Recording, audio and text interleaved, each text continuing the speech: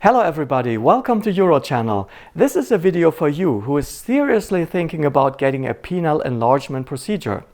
Penile enlargement is a business, and as in any business, there are the ones who are after your money and the sincere ones who want to do a good job for the person they are serving. But how do you recognize a reputable surgeon? Answer: he is asking you questions that might upset you.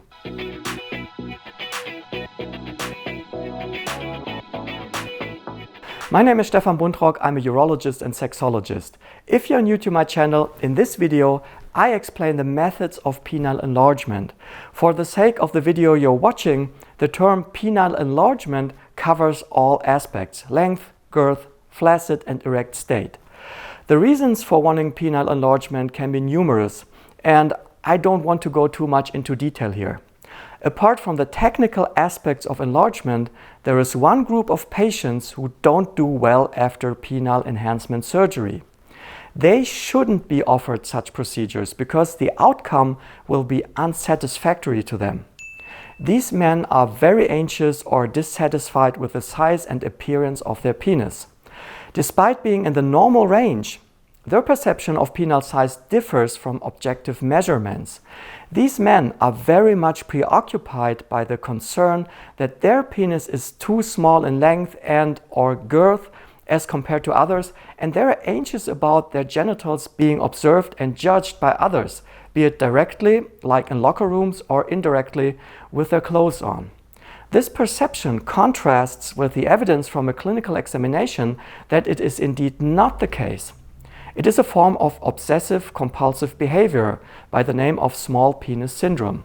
If these concerns get more severe so that they interfere with daily activities, they might even classify as penile dysmorphic disorder, which is a form of body dysmorphic disorder, in short, BDD. The DSM-5, which is the current edition of the Diagnostic and Statistical Manual of Mental Disorders, defines criteria that have to be fulfilled in order to diagnose a body dysmorphic disorder. These include a defect in physical appearance that is not observable or appears only slight to others. Repetitive behaviors are displayed at some point, like repetitive checking in front of a mirror or comparing one's appearance with that of others. The preoccupation is time-consuming, usually 3 to 8 hours a day, and usually difficult to resist or control. Penile dysmorphic disorder causes significant distress or impairment in social functioning, occupation, or other important areas of life. There may be different levels of insight into one's own body dysmorphic beliefs, but as a rule, insight is poor. According to the DSM-5, the prevalence of body dysmorphic disorder is 2.4% among adults in the US, 2.5% in females and 2.2% in males. In Germany, it is 1.7 to 1.8% with the same gender distribution. However, in medical settings, the prevalence is much higher. It's 9 to 15% in dermatology patients and 3 to 16% in international cosmetic surgery patients. Because of the fact that the satisfaction of the outcome of cosmetic surgery in patients with BDD is poor, they don't benefit from such procedures. Back to the start of the video, a good and reputable clinic will perform an assessment first to find out who might not be a good candidate for penile enlargement. Rating scales and tests have been developed, and if in doubt, psychiatric assessment might be appropriate. I know that this might sound upsetting to some of you, but this goes back to an ancient yet still up-to-date principle in medicine, primum non nocere, which means at first do no harm. Surgery, especially penile surgery, carries some risks with loss of function, infection, bleeding, and especially disfiguring deformities of the organ.